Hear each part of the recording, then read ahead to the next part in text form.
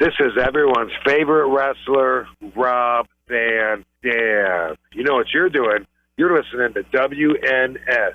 You're listening to the official Wrestling News Source podcast. For all of your information, go to WrestlingNewsSource.com or check us out on Facebook by searching WrestlingNewsSource.com or WNS Podcast. You can also find us on YouTube, Twitter, Stitcher, and iTunes by searching Wrestling News Source Podcast or WNS Podcast. Now being broadcast in over 45 different countries, here are your hosts, Daniel Herron, Tyler Abear, and Doug.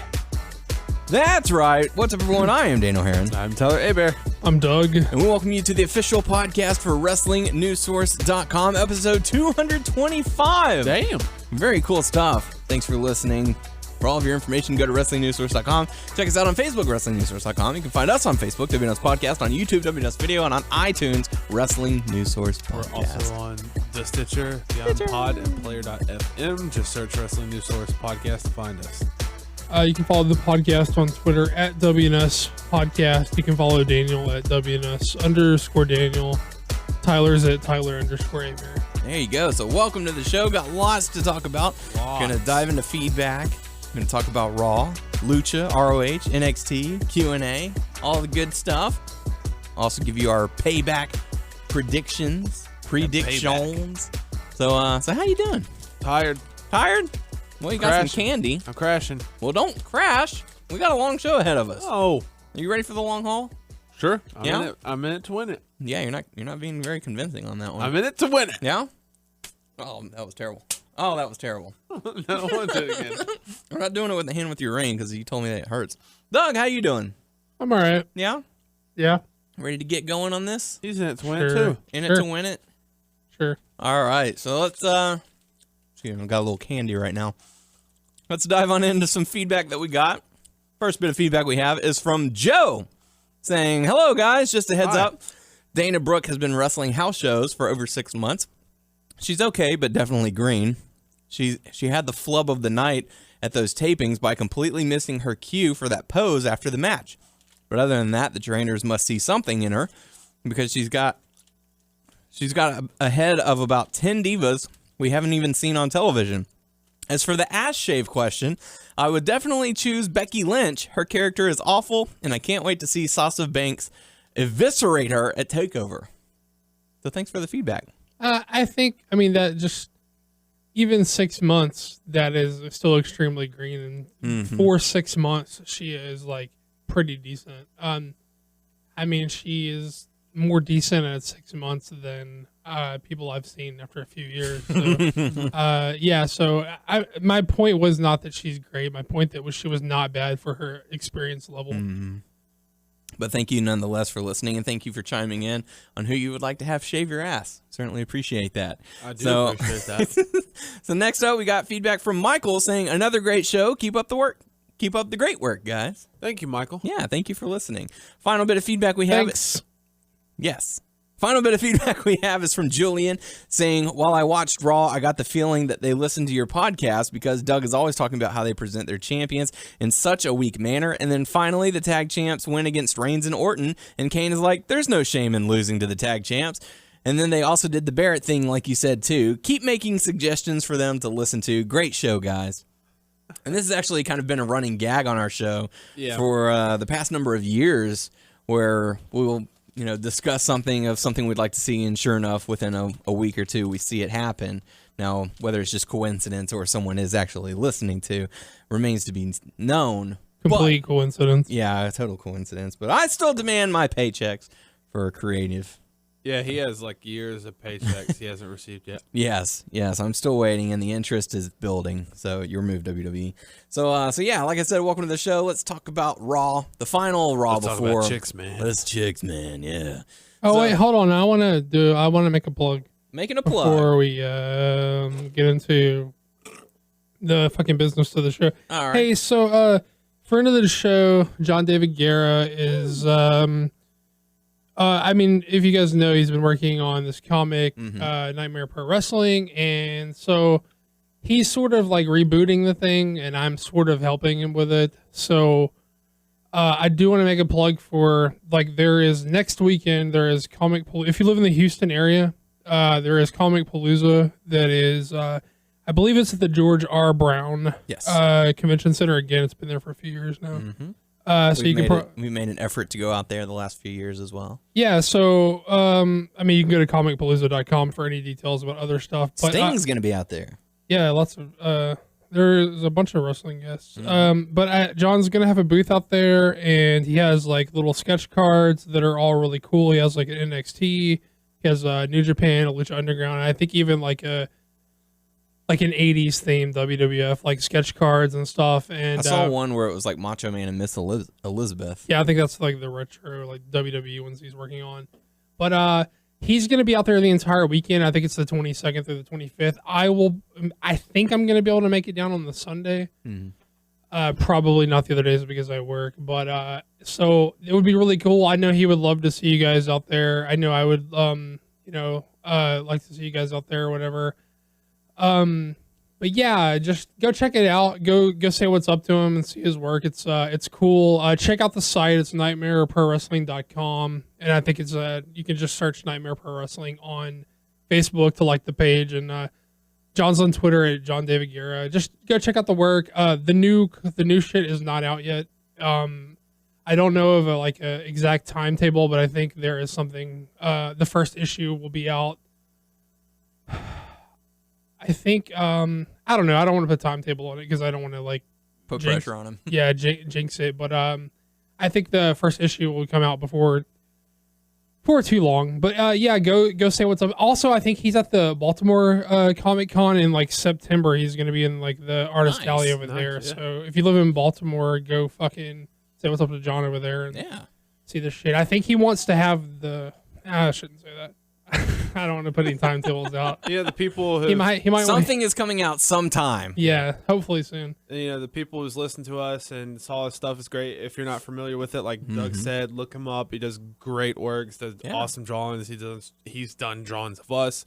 Really good stuff. Yeah, good guy, good dude. Yeah, but go see him and say what's up. I might be there Sunday. Look forward to the new shit. Tell him we sent you if you want. Yeah. So. And that sort of helped on the new shit, so I'm excited for people to see that as well. So, nice. We can plug that on the Facebook page when it comes out. Yeah. But yeah, go say what's up to John. Maybe I might be there. I don't know. We'll see. It's cool stuff. Thanks, Doug. Let's dive on into Raw, the final show before Payback. We kick things off with the traditional opening promo. Triple H has returned, here to restore order and balance back to the system or whatever. Typical opening promo. Anything to really talk about as far as it? I mean, not really. It's the really tension growing between Rollins and Kane. It's par for the course for the story they're telling right now. Yeah. So kids. It basically ends up being they set up a bunch of matches for the night, including the main event. But the first matchup we got to see Dean Ambrose going up against J&J Security. And one of the interesting things that I thought about before the match even got started was as the Authority was walking back up the ramp, Dean Ambrose was coming out. And being the lunatic that he is, just walked right past Seth Rollins.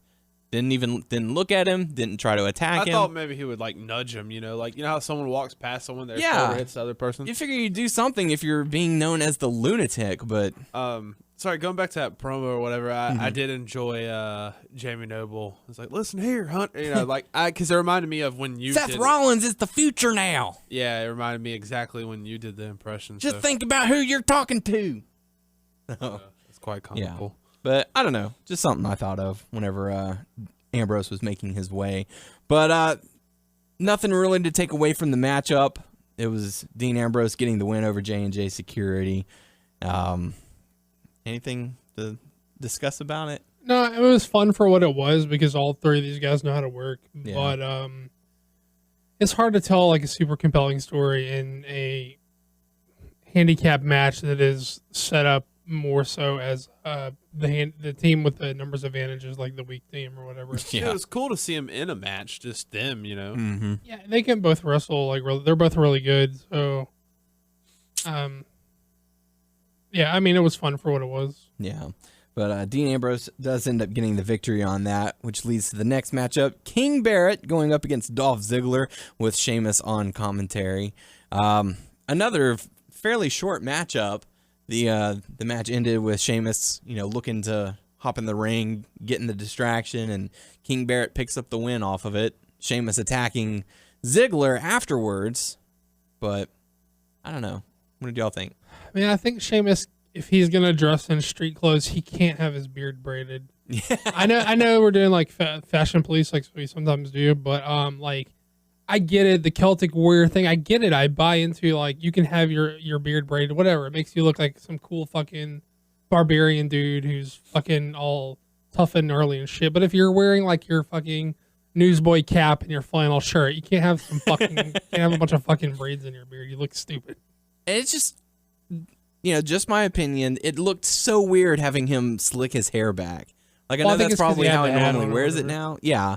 But, like, it just looks so weird to me. Well, it would have been fine. It's what makes it look weird is anytime you shave, not just shave, like, the bottom part, but you shave sections out of the bottom part of your hair to where there's just, like, space there or whatever. That's makes it look weird. It just looks so strange. I don't know. Strange, man. Yeah, strange. So after that, we got to see Eric Rowan going up against Fandango, who they've turned for absolutely no reason, and they've got nothing planned for him, and they have turned Eric Rowan now. But the fans were behind him, though, the turned face, and he's just... It's just the theme. That's it. Yeah, that's the only thing he's over true, with. though. Yep. So, I mean, and then they turned Eric Rowan on SmackDown last week to rejoin with Luke Harper. They had nothing going for him. Well, they're rejoining like every tag team they just like broke up recently. They're righting some wrongs. They've reunited the primetime players. Now they've reunited Eric Rowan and Luke Harper, which I think is a good move.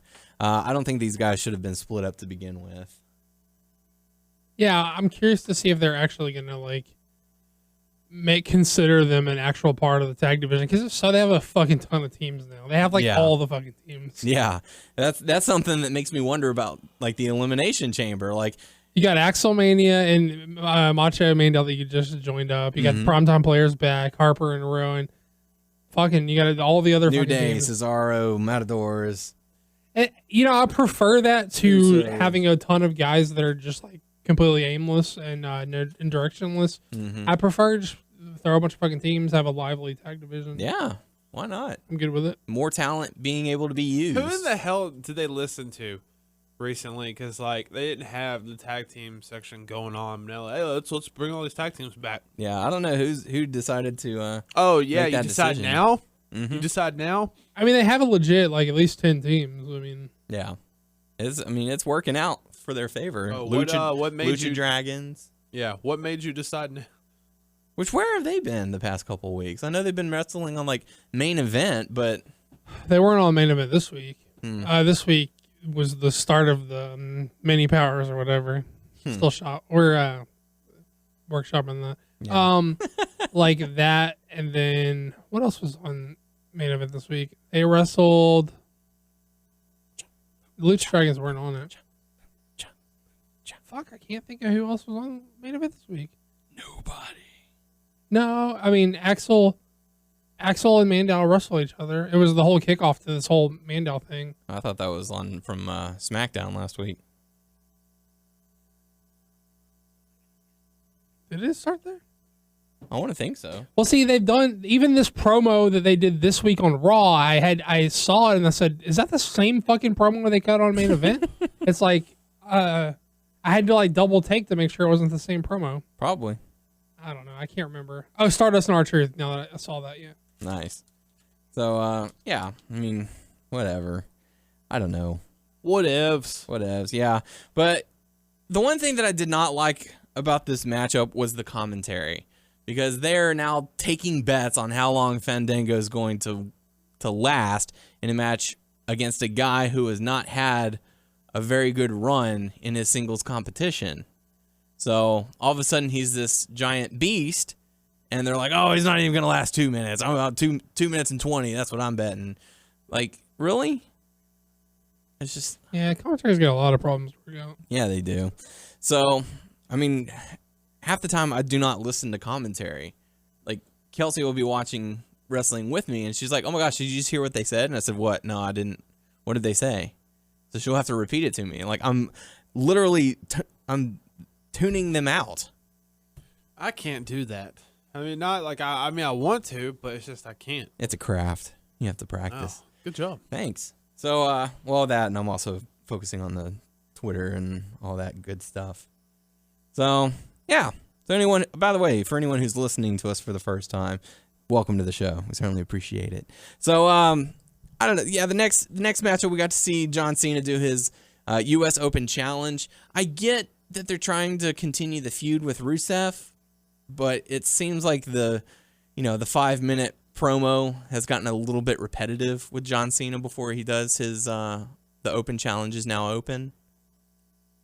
I'm cool with it because we're getting the matches, and the matches are the best thing on Raw every week. Oh, yeah, absolutely.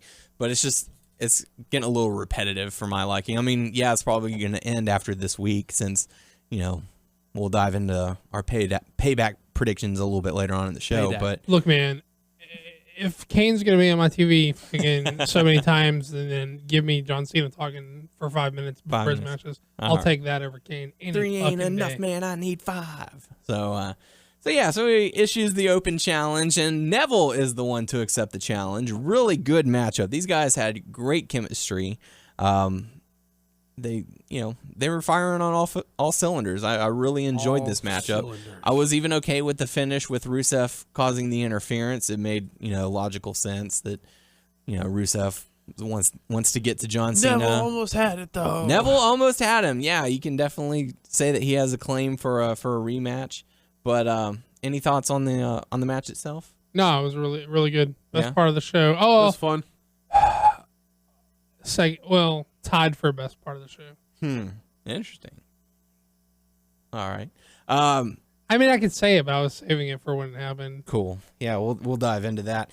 But we've had some pretty solid matches over the last 2 weeks. We've had Neville versus Cena. We've had Cena versus Zayn. We've had Rollins versus Ambrose, and in the last 2 weeks. So I'm liking that they're actually giving us quality matches on Raw. That's something I feel like. Oh, Cesaro. Well, Cesaro's been in these awesome short matches too. Last week he had a really fun match, and then this week his match with Big E was a lot of fun too. It was really good too. Yeah, I'm not gonna knock it just because it was not long enough to tell the same sort of a story as a Cena Neville type thing. But it was for what it was allowed. It was a whole fucking lot of fun. Yeah. But for the Cena and Neville match, it ends up in a disqualification. Rusev attacks, and the quality of wrestling is not necessarily my problem with Raw as of late. My problem with Raw is the main event is still as fuck. Even though Rollins is a new champ, they've given him. We sort of talked about how they've given him the same things they were going to give to Daniel Bryan and his run, kicking off a new champion with Orton and with Kane does not feel fucking fresh and new to me because we've seen it so much, and that's just not exciting to me, especially not when he's chicken shit heel, which it's fine that he's chicken shit heel, but it's not if you couple that with the fact that he's with Orton and Kane, it's just it's blah, and the fact that we see these guys, they're so on so much of the show every week, that is overkill. Yeah, oversaturation. It's too much. The story is not interesting enough to eat up that much of the television time. Yeah, I mean, if they're gonna stall this much by having this many segments, just go back to 2 hours. I know their advertisers. It's not gonna happen, and the advertisers wouldn't allow it, and the channel wouldn't allow it. But I mean, you gotta start thinking about longevity here. What kind of product are you going to put out every week?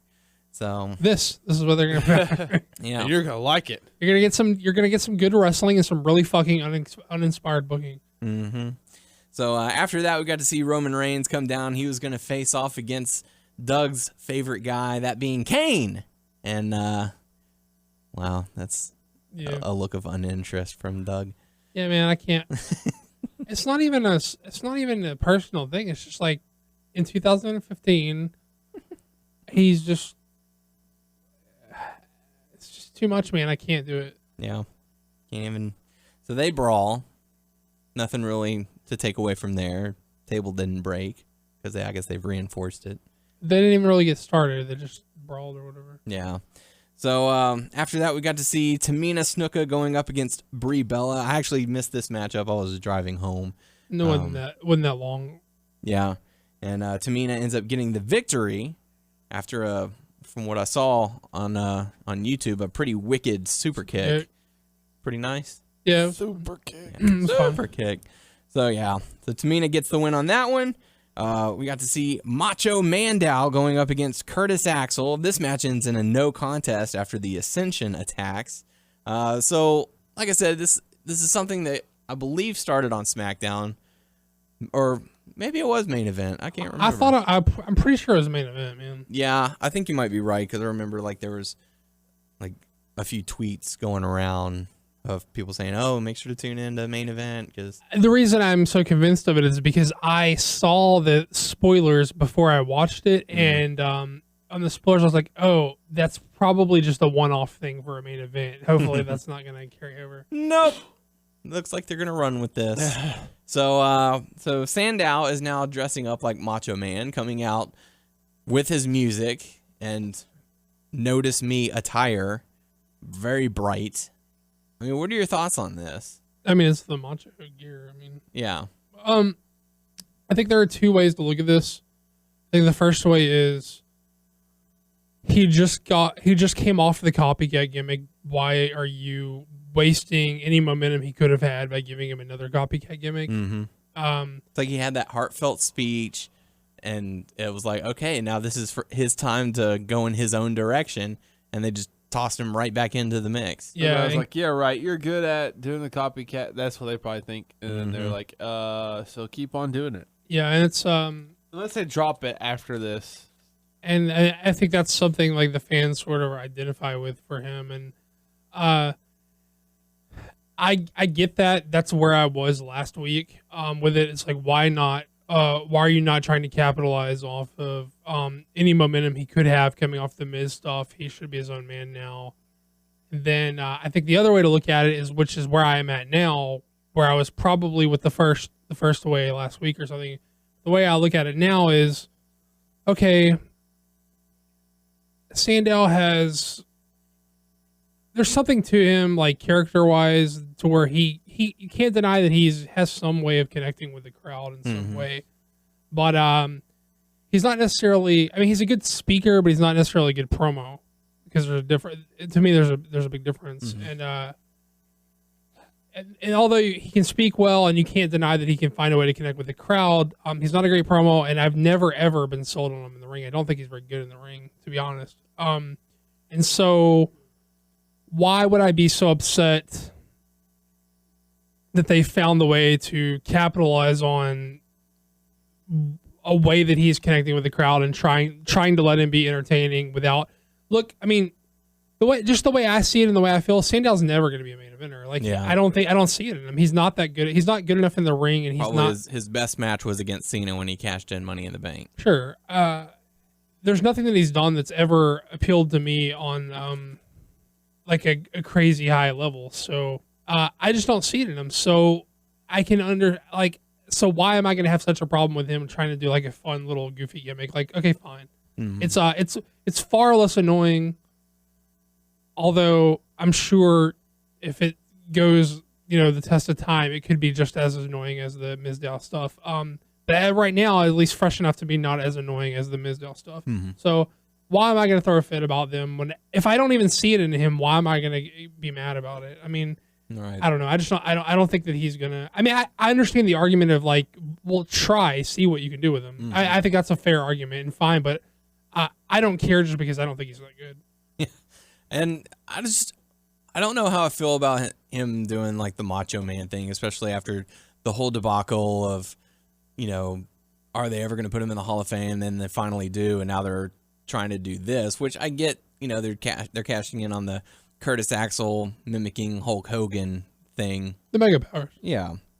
So I'm fine with it. I don't think there is even a hint of disrespect in it. I mean, I guess, it is wrestling, so nothing's really No Macho Man is off good topic. as Jay Lethal's. I think it's total homage and respect. I don't sense any. I don't think it's great, like from a perspective of like, oh, this is really great entertainment. But I don't think there's anything disrespectful about it. I don't think there's any disrespect intended by it. I don't think it's negative in any way, other than it's just not the best TV that you could watch. Yeah. So I guess that's a long way of saying I don't really care, because you could argue that they should try to do something more with him, but I don't think he's good enough to do a lot with. Yeah. So the Ascension come out to attack Macho Mandow and Curtis Axel, and they fend off the Ascension and decide to join and form the Mini Powers Work in Progress. So, anything really to add to that? How far do we get into this before we see a stand-in Miss Elizabeth? Who is the Miss Elizabeth going to be, and that leads to the Mega Powers exploding? Summer Rae? Didn't she go with the Miz? Yeah, that's true. She was with Miz. Layla? Sure, she's not doing anything, right? She's not doing anything. Summer Rae even. Beat the valet. I mean, she's with Miz or whatever. Summer Rae? Oh, God, I'm thinking... You said Summer Rae, Layla, then you went back to Summer Rae. I was thinking Eva Marie. Sorry. Oh, yeah. Thinking Eva Marie. Sure. Which, by the way, where is she? Isn't she supposed to be like a top diva featured on a network television show? I don't know. Reality show where she is like the main star? They better start putting her on TV if they're going to expect her to be in any highlights on that show. Oh, just throwing that out there. So after that, we got heartbreaking news. Dane O'Brien coming out, giving us a status update on his condition, his recovery. We were hoping maybe he'd be cleared like he was last time. Unfortunately, it was not to be. The doctors are worried that it could be weeks, months, or never before he returns. Well, if it comes down to where he has to be out like for a long ass time, so be it. Yeah. And, if it also comes down to where he has to leave, so be it too. He had that WrestleMania moment. Yeah. It's just it's such a bummer to see that it happens 2 years in a row.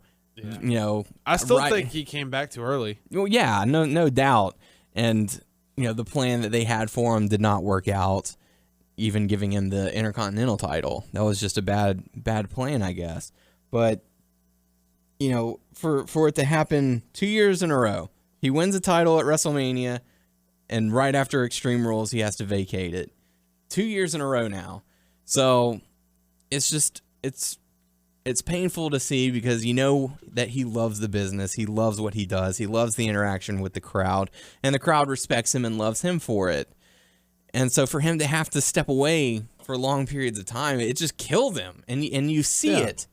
You see his emotion, and that's one of the things I love about Brian is he wears his emotion on his sleeve. And for him to have to take off more time now because he came back too soon, it's just heart-wrenching to see. So he had to vacate the Intercontinental title, and honestly, we don't know when we'll see him again, if ever. Yeah. So, Doug, what are your thoughts? I don't have anything to add other than what you guys have said. It's a total bummer. Yeah. But he's right to put his health first. The other takeaway is that I don't know if the crowd just thought they were never going to see him again, but the whole Thank You Brian thing, he didn't say like I'm gone forever. He's just like it was I don't know when I'm going to be back guys thing, and maybe that could be interpreted as a I'm gone thing, but it's not like he was like officially retiring or anything. Well, yeah, but we don't. It's one of those we don't know when we'll see you, but thank you for what you've done, kind of thing. Sure, but I guess it's just my thing with like people are like too quick to chant things. And this is like an extreme or a polar opposite example, but like just when people are like ready to chant "This is awesome" before anything happens, it's like they're ready to chant "Thank You, Brian." Like he didn't even really get it all out yet, and they're like, "Oh, they're acting like he was retiring or something." Yeah, and I get it. I don't think this was like a negative thing from the crowd. I think they were genuinely like wanting to show support for him. So I'm not shitting on the crowd. I'm just saying it felt weird. I was sitting there watching it, thinking like, "Oh." So he doesn't know when he's coming back, and they seemed like they were reacting like, "Oh, he's not coming back for sure." Like they put the nail in the coffin. Yeah. What did he get that scratch on his head? Did you notice that? He had like a big scratch and like a bruise on his forehead. I didn't notice that. Yeah, it was. I was like, He wrestles. On I thought it was just side. like the crease, crease in his forehead. And what exactly is his injury? Is it his neck or his shoulder? Neck, I think. Okay, because I was gonna say, like, if it's his shoulder, like, he shouldn't be doing the yes as he's walking out. No, but- I'm pretty sure it's his neck. Okay, well, whatever the situation may be, I really hope that he is able to recover. I hope if surgery is needed, then he'll do it so that he can recover even Take faster. all the time you need. Yeah, don't rush this time. You know, make sure you're 100%. So get well, Brian. We're all rooting for you. So after that, we got to see the New Day come out and immediately just get heat off of that, taunting, Daniel Bryan, oh, he's gone, but it's the turn of a new day. And, sort of teasing the crowd. They're chanting New Day sucks. And they're like, oh, come on, guys. You can do better. So it was Big E going up against Cesaro, the battle of the big guys. And I know you said, Doug, that you thought this was a very fun match. Yeah, I mean, Cesaro's fucking awesome. Big E's really good too. They had a really fun match. And the best thing of the whole night, probably happened when fucking Xavier Woods was outside running around trying to hype up the crowd and talking shit and stuff. And he turns to Booker T on commentary and he says, and then you can hear him say something to Booker T, and then Booker says, yeah. He says, Big E's strong, Kofi's agile. Xavier was wanting me to say that. He says it really nonchalantly. He's like, yeah. Big E's strong, Kofi's agile. I get it. In case you didn't know, that's what's happening with the New Day. And he just said, right after he says, he's like, yeah, Xavier was wanting me to say that. It was just the best. I don't know. It was like this week's version of Big E saying, "Told you we was gonna do it, Kane." Or whatever. So they're definitely hyping up on the comedy. They're having a good time. I mean, it's not intentional comedy. It's just they're healing it up and it's coming across really well. Yeah, it's just fun. It's fun. Yeah, you can tell that these guys are having a good time now. So, and that's always nice to see.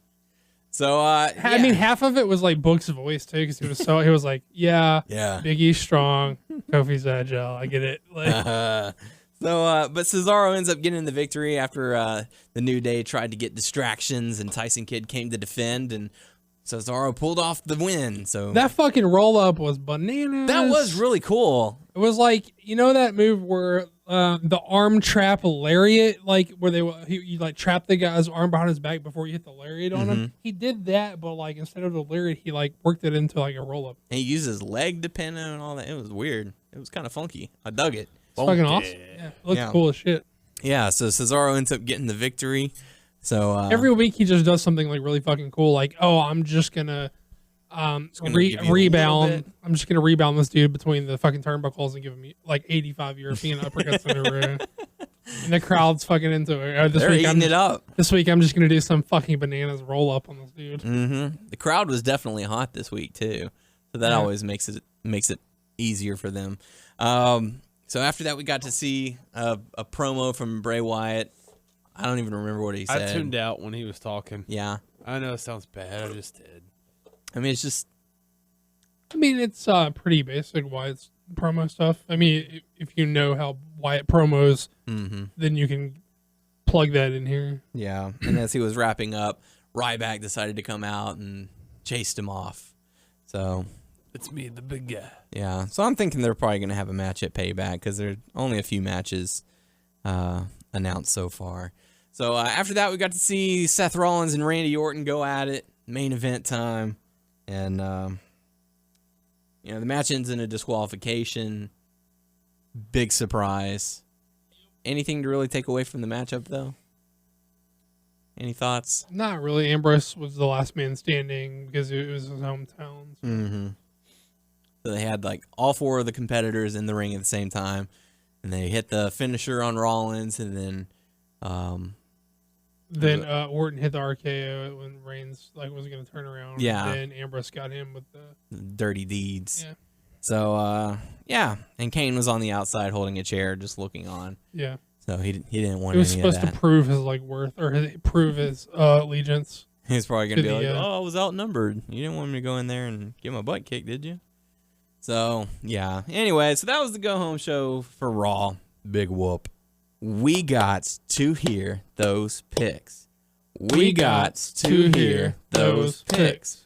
We got to hear those picks. As Payback takes place this Sunday on the WWE Network or on pay-per-view if you're not willing to cough up $10 a month, you want to cough up 60, whatever.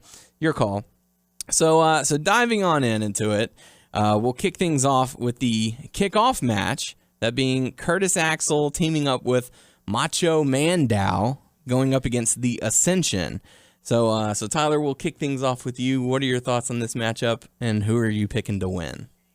I really don't care about this matchup. Mm-hmm. I know that they just put this team together, and I know that the crowd is going to be behind. I guess you kind of throw them like The mini powers?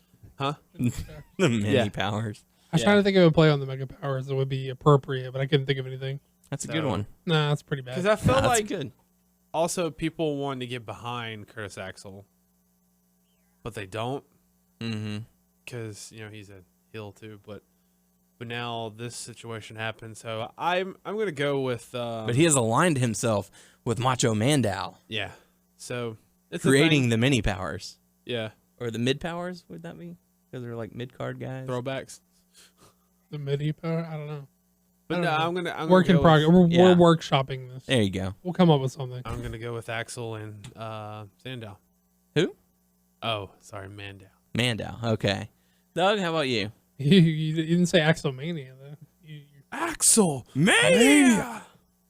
I mean, I think who wins here depends on how long they plan on doing this. If this was a program that they intend to do, I can see them having the Ascension go over here. But I don't really get that vibe. I think it was just more of a reason to put these two guys together more than anything. So, I will probably go with Axelmania and Macho Mando. Mini powers for the win.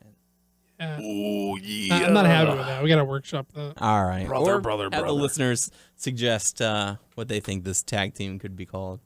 Let us know what you think. Go to the Sports Radio Beaumont Facebook page. Let us know.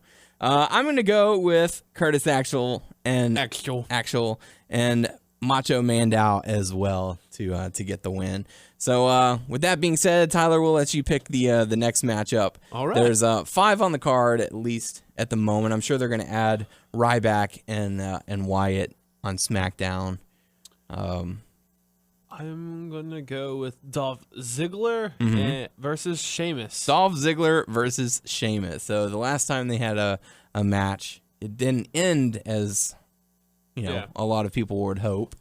But who are you gonna go Dolph with? won that one. No pun on the end. By the way.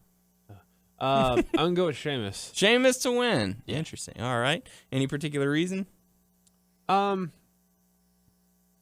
It just seems like since he's been back and he hasn't been like dominating as much or whatever with his heel persona, but like I just feel like he needs the win right here. Okay. Doug, how about you? What are your thoughts? It's hard to say. I think this has been really oddly booked because Sheamus lost his return match, but still got his heat back. So it's a weird situation because it feels like Ziggler still needs to come up, but Sheamus feels like he needs to win. So it's like an odd place to be in from a booking standpoint. Yeah.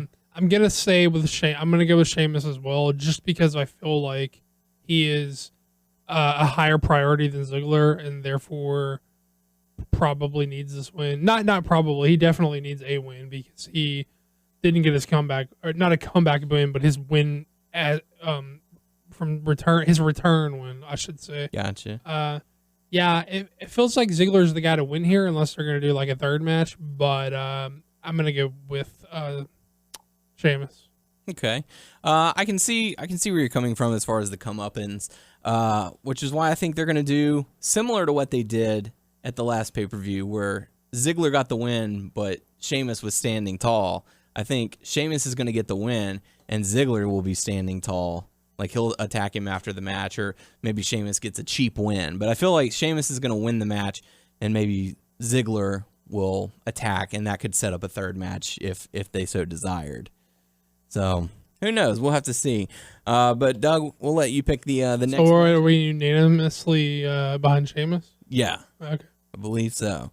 So we've got 4 matches: tag match, Barrett versus Neville, Cena versus Rusev, and the Fatal 4-Way listed at the moment. But you can also throw in the Ryback versus Bray Wyatt if you'd like. Let's go with King Barrett versus Neville. All right, King Barrett versus Neville. What do you think? What are your thoughts on this? Because they kicked off the last pay-per-view in which Neville got the win. Right. They had the King of the Ring tournament. That was before Barrett was King. Correct. King Barrett. Yeah. Then that same week they had the King of the Ring tournament. The finals, King Barrett Bad News Barrett against King Neville. Bad News. King Bad News going up against Neville, and Barrett gets the win. So series is tied, and now we have the one-on-one rubber match between King Barrett and Neville. Yeah, I mean, I'm going to go with Barrett just because I feel like if you're going to give him something to try to elevate his character, elevate him as a wrestler, then, it's too early to be beating him. It's just a weird, I don't know. It just feels like he's the guy who should win here. Yeah. How about you, Tyler? My heart and head say 2 different things. Yeah. I mean, Doug has a point, but also it's like, well, I also feel like because Neville's been losing at times, and it feels like it really hasn't been affecting him. Mm-hmm. Well, see, that's a weird thing about Neville since he's debuted is I mean, you're conditioned to think he loses now. Like, I mean, at this point, he's lost enough. I mean, he's lost a lot of competitive matches, but he's also lost a lot of matches. So it would not feel like a step backwards for him to lose to Barrett if they're trying to elevate Barrett. In fact, you would think Barrett would beat him, and then they would move Neville away from Barrett to break the pattern of Neville as a guy who loses to Barrett or whatever. Even though he's beat him once, but you know what I mean? I want Neville to win. Okay. Is that who you're picking to win? All right. The way I see it, the way that they've been booking Neville is that they're saying he's got this great potential. He's just not there yet. He's had some wins. He's had some losses. So you never really know where they're going to go. Yes, they could be using it to build Barrett, possibly as a Intercontinental Champion again, now that the title has been vacated. So it's, I don't know. This one is actually a toss-up for me. I could see it going either way. But I'd like to see Neville get the win. I think I'm gonna go with him on this one. So pretty interesting. But let's dive into the tag team championship. New Day rocks going up against Cesaro. Going up against Cesaro and Tyson Kidd. It's going to be a 2 out of 3 falls match, which is going to be interesting. I'm not sure how they're going to do it. It seemed like they were talking to like all 3 members of the New Day are going to be involved in this matchup.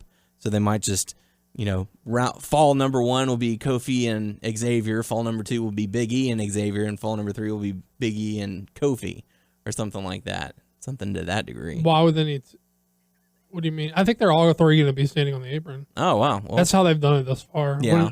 Whenever they... It's a handicap match. Yeah, whenever they wrestled Orton and Reigns, they were just all up on the apron. Yeah. I just think they're all going to stand up on the apron. Free bird rules. So, yeah. Okay.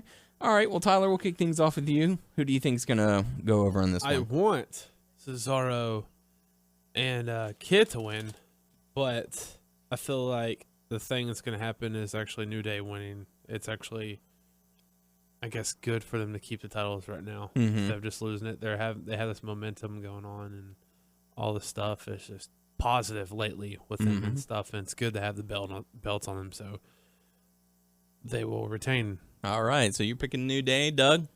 I'm gonna take Big Day. Big Day. Big Day. I'm gonna take New Day as well. Big Day. And I'm gonna say I actually not just that I am picking them, but I would like to see them retain.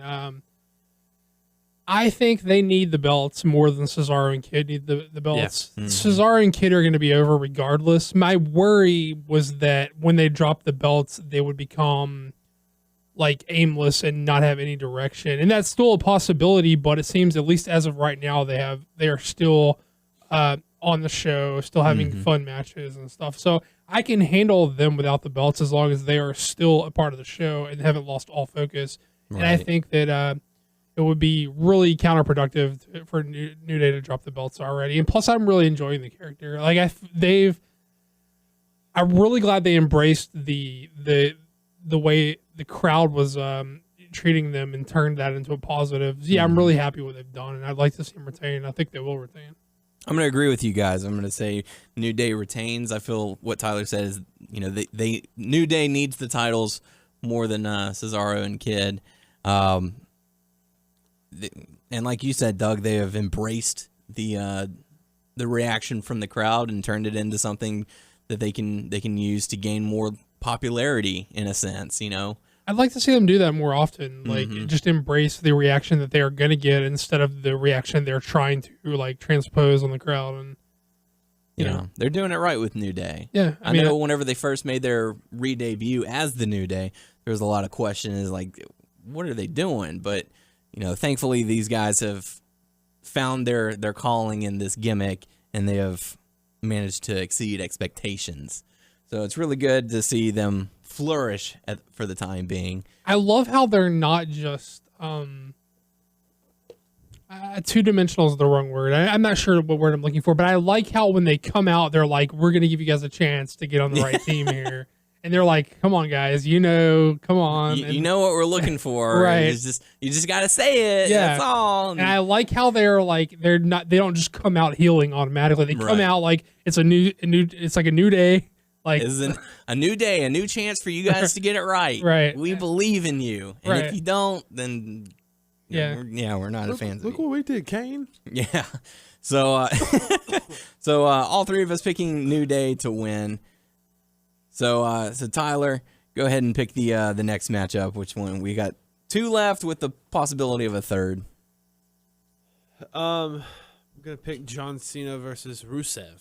All right. I Quit match. Mm-hmm. The US title. For the U.S. title, John Cena versus Rusev. I Quit match. What are your thoughts on this matchup, and who do you think is gonna win? Man, I know we've been talking about it. I don't know if it really matters and stuff. It's like,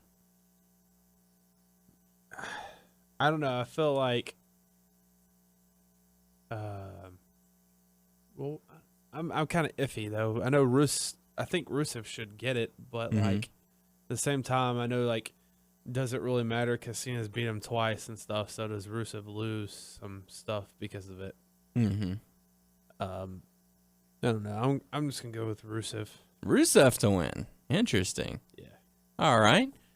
How about you, Doug? I don't think it's a question of if he's lost anything. I think he's absolutely lost something, and he's lost his title, and now he's losing his girl. And... Well, I mean, in like the meta sense of like him as a character, like not on the show. Like, momentum. Yes, he's technically lost things on the show, but I mean, like from like, yeah, like he lost his shoes somewhere. It's like, where's Waldo? Yeah, I mean, I think that if they're thinking that a way to elevate the title was put the title on Cena for like a month or so, and then push it back onto Rusev, and that was going to elevate the title, excuse me, and Rusev. I think that's flawed thinking. I think he's worse for the wear because of it. I think if Rusev was the guy they wanted the belt on for a while, like the correct option is he should have beat Cena clean at Mania, and then that would elevate not only the belt, but it would elevate Rusev, who is in turn elevating the belt by beating guys with the belt. Yep. So I don't think that. To me, I don't think putting the belt back on Rusev is an option. I mean, it is technically always an option because they have the choice to do what they want. But if you're looking at it from what makes sense for either guy and what makes sense for the title, what makes sense with how you book things, I don't think you can look at it logically and say it makes sense to put the title back on Rusev. I don't think it does anything for him to get the title back at this point because he's lost whatever luster he's had. I still think he's great. I still think he's an overact. I think he'll continue to be over. I think he'll continue to improve and get better, and he's already really good at this point. But I think he lost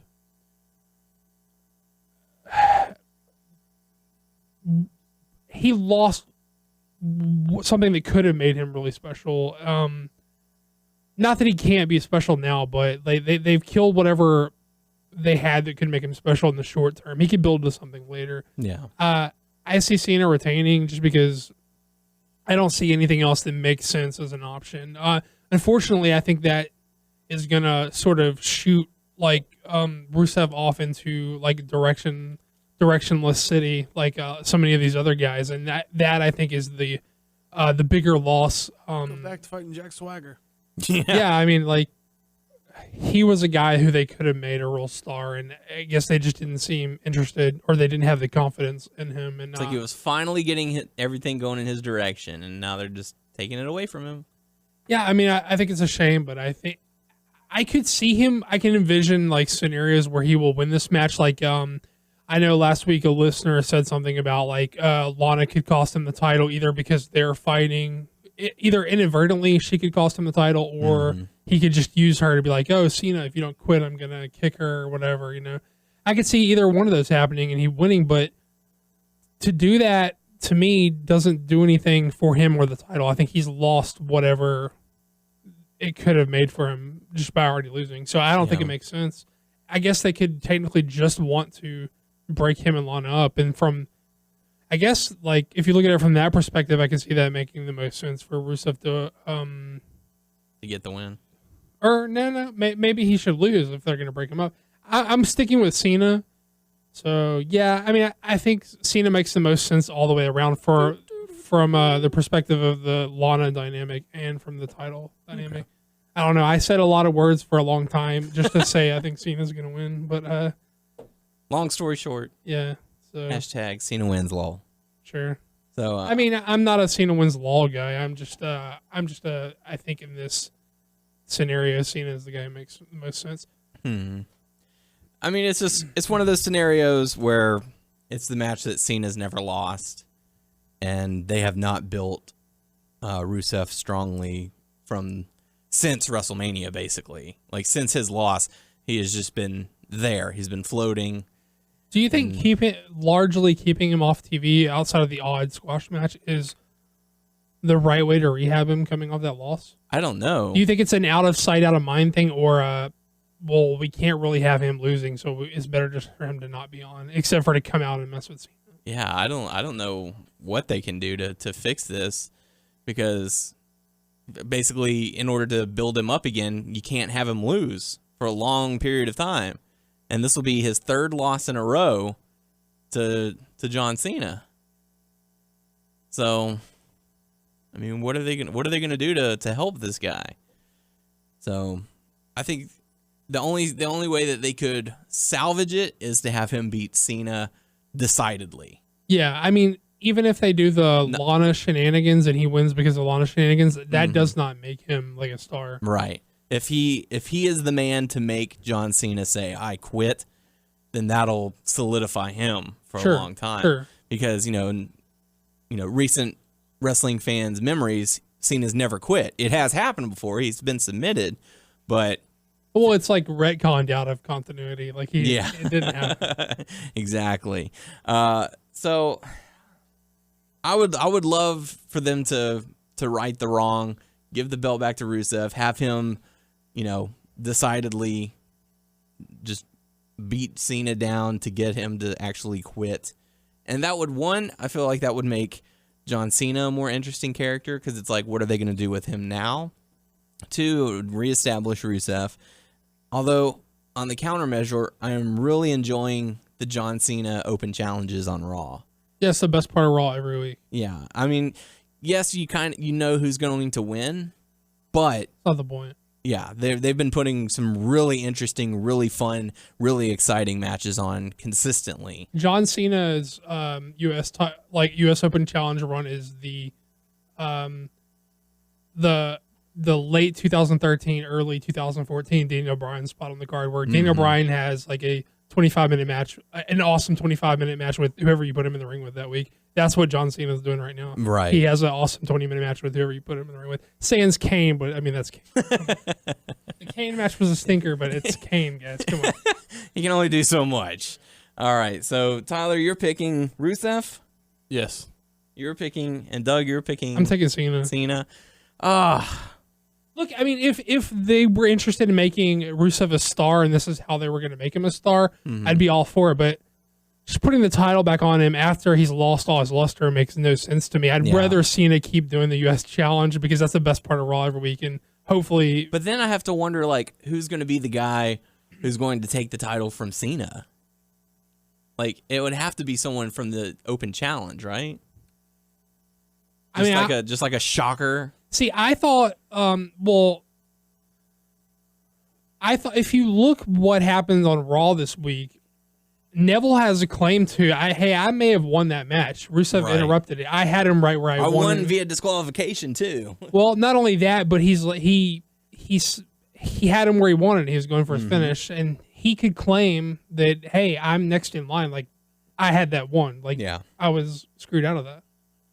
You paid Rusev off to attack you whenever things were going bad. I don't even think he has to get like that explicit. He just has to say, like, I had that match. Yeah. Like, I was, that was mine to win. Yeah. And it was taken from me. So I think that was an interesting, I thought that was a good booking choice in the fact that you didn't beat either guy. You didn't beat the champ and you didn't beat Neville again, but you put Neville in a position where he could claim that he was going to win. So it'll be interesting to see. So I mean, I was said all that to say that when you're talking about guys who takes the title off of Cena, I think you're looking at the Neville, like maybe like Zayn. Yeah, range, like and I did put up a poll on the WNS Twitter Monday night, asking, okay, who's going to be the next champion? Although it wasn't US, I had asked for Intercontinental, and the front runner of responses that I got was Neville. They want to see him get the title. I think it should be either him or Zayn, because if you look at a guy like a Sheamus or a Ziggler or anybody who's a well, I don't want to say Ziggler's a great wrestler. He's okay, but I mean, I think Sheamus is really good. If you look at any of those guys in the main events, in the mid card scene, they've all traded wins and losses. Beating Cena is a loss on them. Like, I don't think that means as much as someone like a Neville or a Zayn. Yeah. Like, they're already damaged goods, I feel like. You know what I mean? Yeah. I think I'm going to go with John Cena as far as my pick. I think they have more opportunity for the Open Challenge. Unfortunately for Rusev, he's just going to get lost. No way. That's a shame because they're so he had hurt. Such a year. They're so hard. Yeah, he got the Shield build after the Shield. Like, he was like the project that they booked like correctly for a year after the Shield. They did the Shield correctly for a year, then they messed that up. Then they did like, okay, we're gonna book Rusev really well, and then now they're gonna mess that up. But like, the thing about it is like they're so hurting for star power. Why are you so shy to make another star? Like, make another star. You don't have any. They're relying too heavily on the older guys to carry the load rather than make new stars. You're relying on Randy Orton and Seth Rollins, and no disrespect to those guys, but you just 2 months ago told me that was the 5th most important match in WrestleMania. Like, they're 5th from the top as of most importance, and now you're telling me no, that's our main event. It was angle. like the second match or something of the night, wasn't it? Well, even if you're not saying like what position on the card was it, if you count order of importance, it was like the 5th like most important match on the card. Now you're telling me, oh no, those guys are gone. This is now our most important angle. Yeah. Like, now that's what Lesnar's gone. Undertaker's gone. So here's your top bill. Yeah. So you're trying to sell me that's the most important thing in your show right now, and I just can't buy into it. Pretty bad. But time to go into the final matchup, the main event, Fatal 4-Way, Dean Ambrose, Roman Reigns, Randy Orton, Seth Rollins. Very interesting build for this. They at least sparked some curiosity in me whenever they obviously were going to do the triple threat, but the addition of Dean Ambrose was a nice treat. I just don't know. I don't know where this is going. I see Rollins getting the win. I just don't know where they're going to go after he's beaten them all. Well, we're going right into Elimination Chamber, so like, Yeah, and what they're saying, I believe it was addressed that the WWE title will not be contested in the Elimination Chamber. oh, that's what they're saying. I believe. Because I thought this was perfect setup for we're gonna do the chamber match with these guys. We're gonna do like a crappy no finish or something for this match. And, You have these 4 guys, throw in Kane and someone else. right. Rusev. Yeah, there you go. Give him his title match. So I don't know. What are your thoughts on the Fatal 4-Way? I mean, I gotta believe that Rollins is the guy to win here, because anything else is even less interesting than the direction they currently have. Mm-hmm. How about you, Tyler? I think Rollins is going to keep the title, just to have it for longer and stuff. I feel like he should get a longer run. So Okay. So all in agreement for Rollins to win? All right. Well, there you go. So let us know. Go to the Facebook page. Let us know your payback predictions. But I got to say, guys, those were some great picks. Those are some great picks. those were some great picks. So now let's dive into some of the cool stuff that's been going on over the past week. We got Lucha, we've got Ring of Honor, we've got NXT. I got to watch Lucha and NXT, but I don't remember Lucha too much. But would you guys like to talk about Ring of Honor? Sure. Did you watch, Tyler? Yeah, I did. Cool. You want to see Ring of Honor first? Yeah, sure. It don't matter. Okay. Yeah. Okay. So, fuck. What happened? I know I watched it, but can you remind me what the first match was? I am trying to remember. I know that sounds bad. I didn't watch it. Just sing a song, and I'm gonna get the results, and then it'll refresh me. We were sailing along on Moonlight Bay. Oh, it was Chris Sabin. Oh yeah. Okay. Versus, Kyle O'Reilly. Gotcha. Kyle Okay, that's all I fucking needed. Give me the first match, and we can. Yeah, and then Adam Cole was on commentary. Right. The whole time, Adam Cole was playing to, like, you said that. What was that? What was their group called?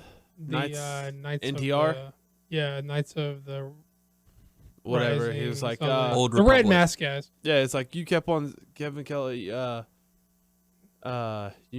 You keep on saying that. It was the Kingdom, and it wasn't us. Yeah. And- So I'm out here to tell you that it wasn't us. yeah, it was sort of a weird, like, stylistic departure for a Ring of Honor match, because Sabin came out first, then he ran around to the back all the way through. So when Kyle O'Reilly came out, he jumped them from behind. Like he circled the building and came back out through the entrance behind him and jumped them.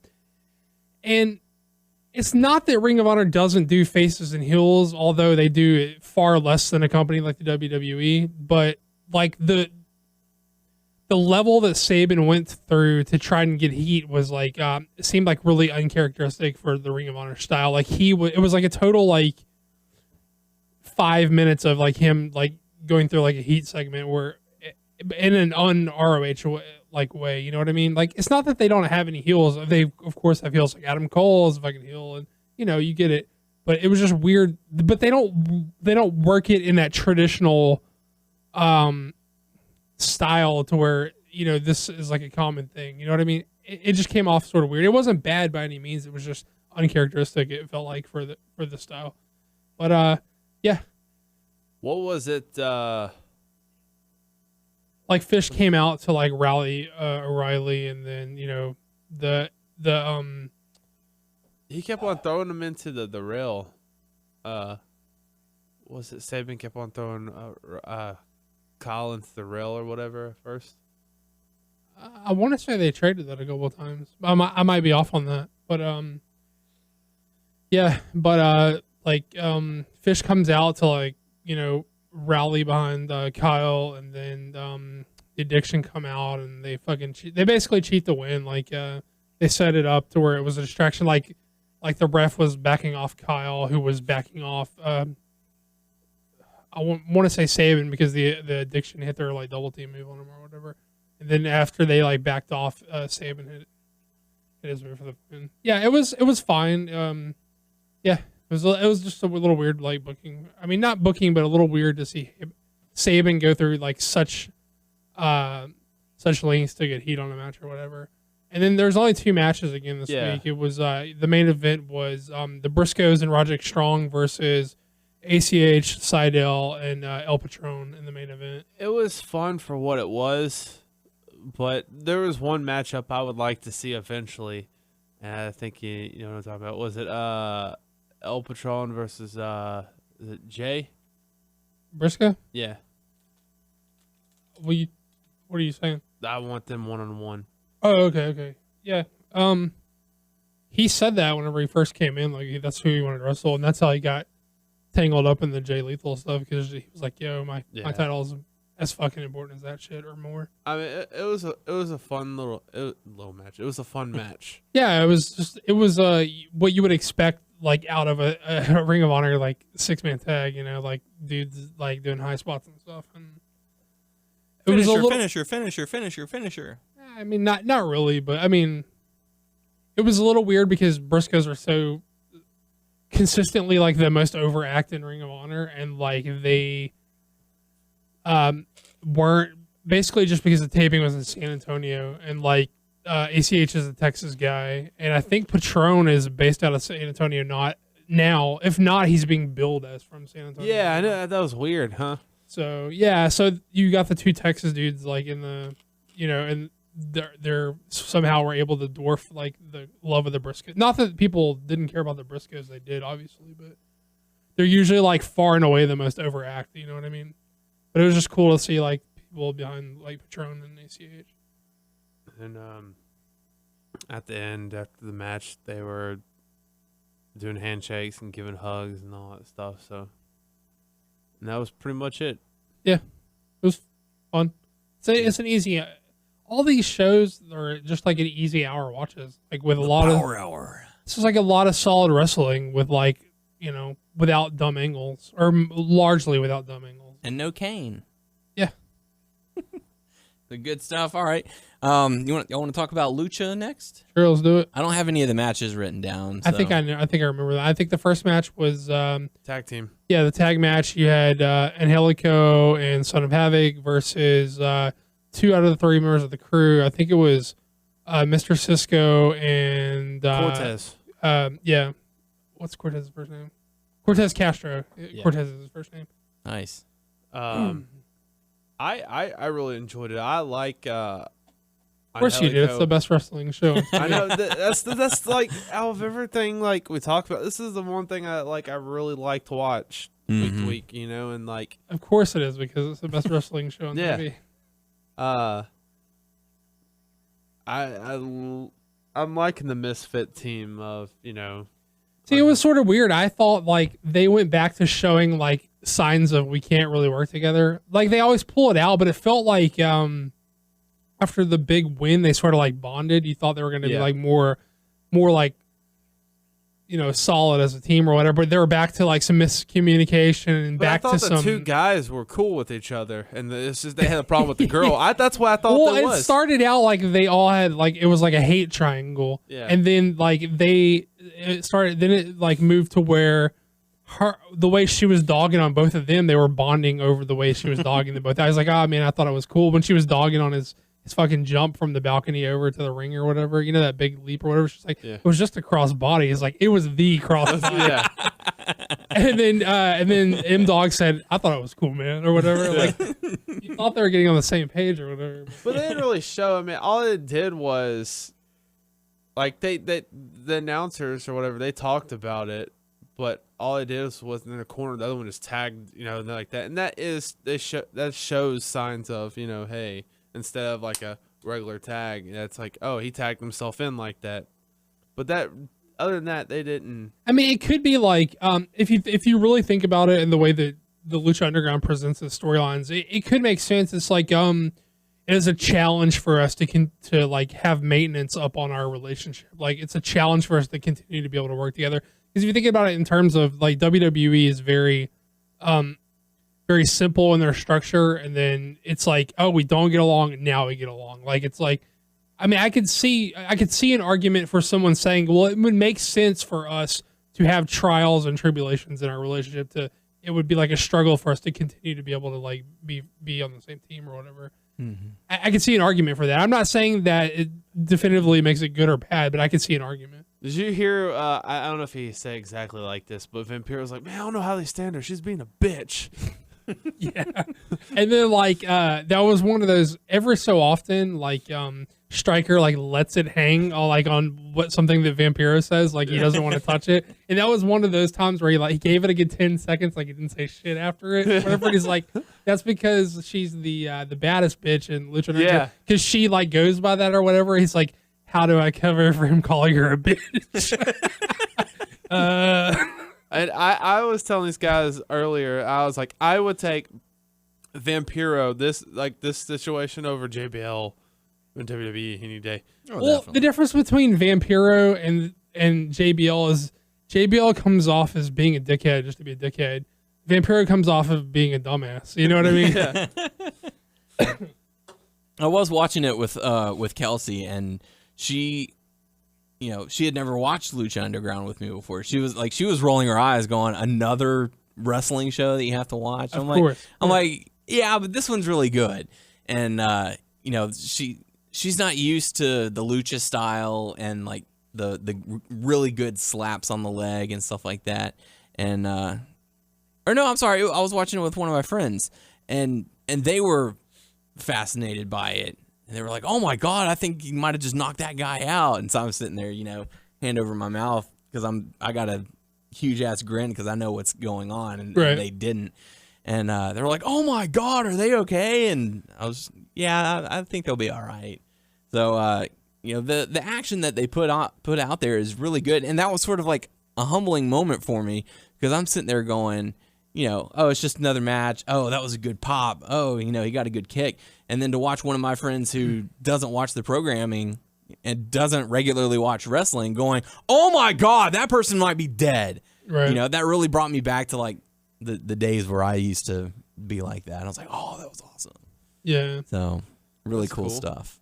Do you remember the spot where he hit that like he was on the ground and he like ran up and like threw the ropes and hit that like knee on I don't remember who he hit it on, but I'm talking about They crashed or like he was like on the floor and he did like a run, like he ran, hopped up on the apron with one leg, through. You know how ACH does that little like thing where he like slides through the ropes and pops off and hits them like and he like grabs them and hits like a flatliner on them, Yeah. where it's like he starts on the side of the rope, he sort of pops under and projects himself out of it like in one fluid motion, grabs them and hits like that.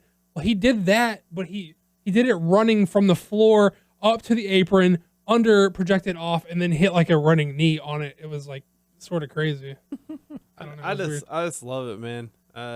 Everything, everyone, every match, even the stuff that goes on in the back, how they present it and all that stuff. For that's like, the fucking best part, man. The stuff they film, yeah, the stuff is just awesome. Speaking of Fucking the love next it. part, yeah. Go ahead, get into the. they're in Dario Cueto's office.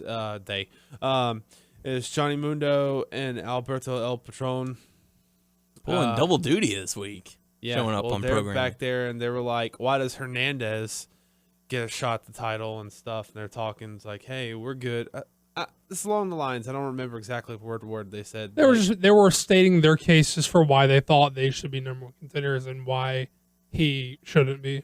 And they're like, "Okay." He's like, "Okay, well, you are going to have a match tonight, main event. And whoever wins is going to verse Hernandez For the number one contender. Yeah, then they got in each other's face, in which, understandably, because lately, and it's not Johnny Mundo, it was El Patron that's been taunting Mundo.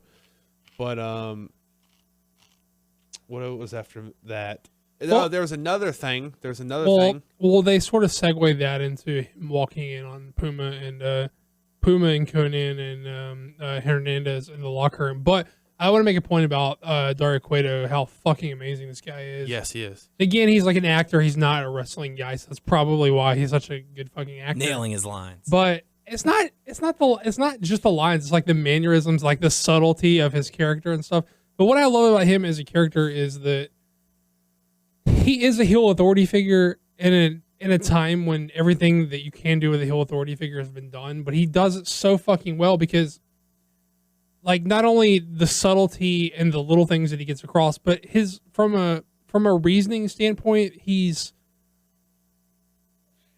he's a bad guy. He's not a good guy, but when the reason he fucks with people is like sound logic. He's like, oh, he's fucking with everyone to make the best like show or whatever. He's like, oh, I may have told this guy this, but I may have told this other guy this. Well, I'm gonna have to combine to like change what I said to like make the when the authority says something and they're like being like shitheads and they say they're doing something that's best for business.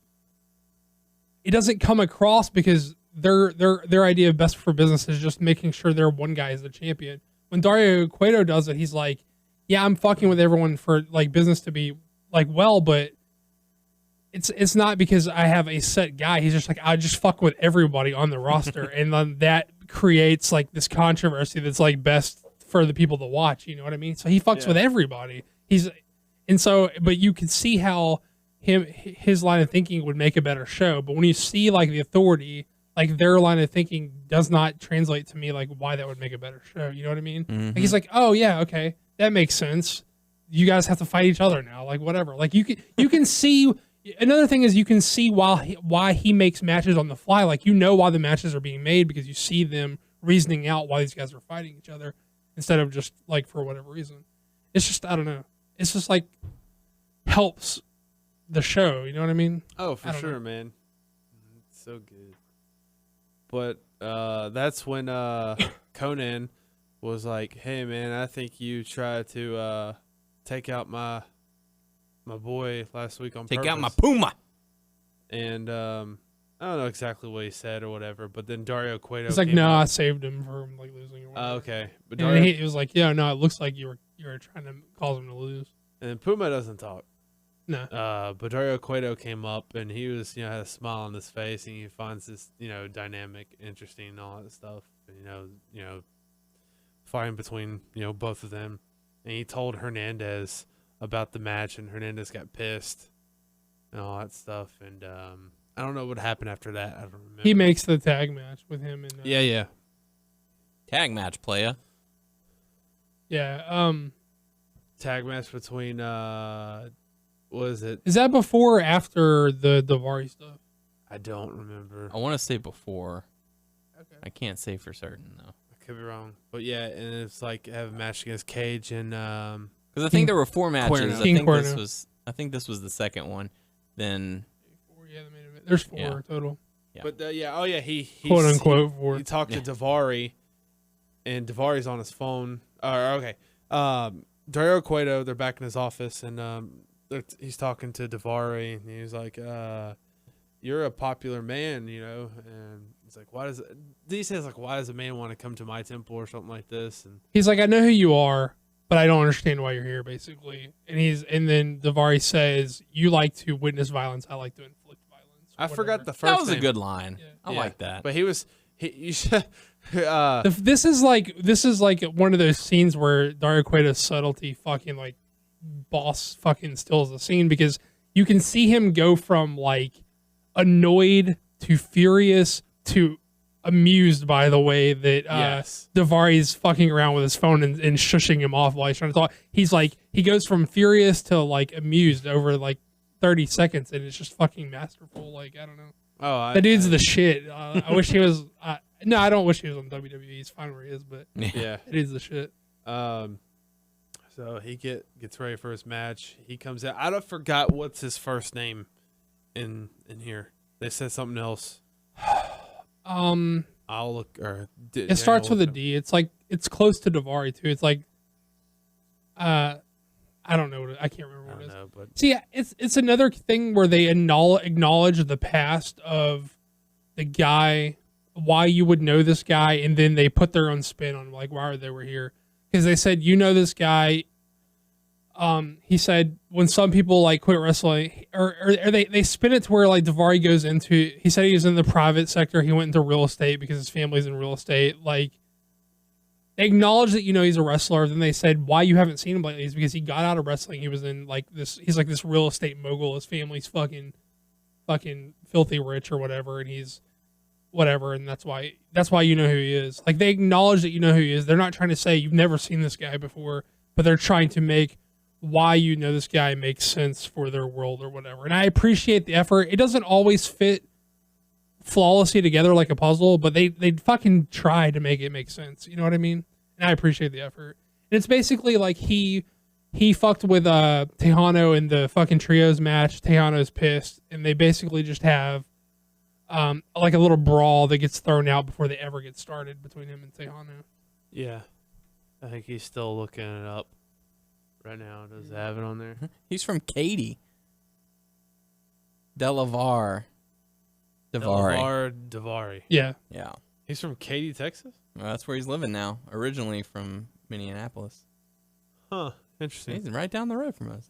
That's cool. But this match, His younger brother's coming up too. Like in it's supposed to be. I know he got like a Ring of Honor tryout. And I think he's done some like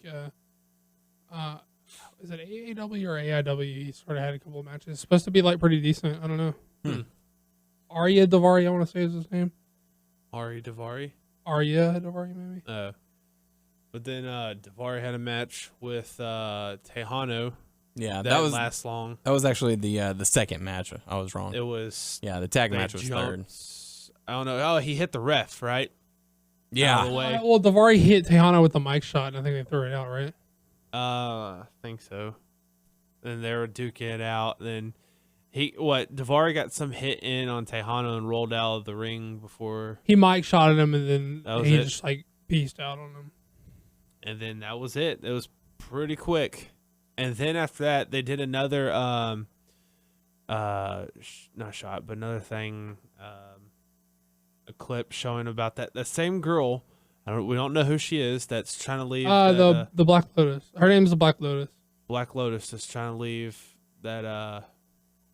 The guy who's trained her and stuff, trying to leave her because she feels like she's ready, but he's like, no. Dragon Azteca, I believe is his name. Okay, he's like, I don't want the same thing that's happened to your parents to happen to you. You're not ready to leave yet.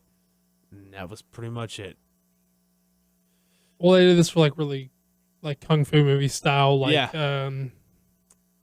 Yeah, it was fucking cool. Yeah, I enjoyed it. Yeah. And then we got into our main event, which was Hernandez and Prince Puma. That's not the main event.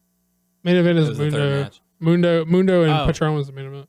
Oh, duh. Yeah, you're right. Yeah, so it's that's not versus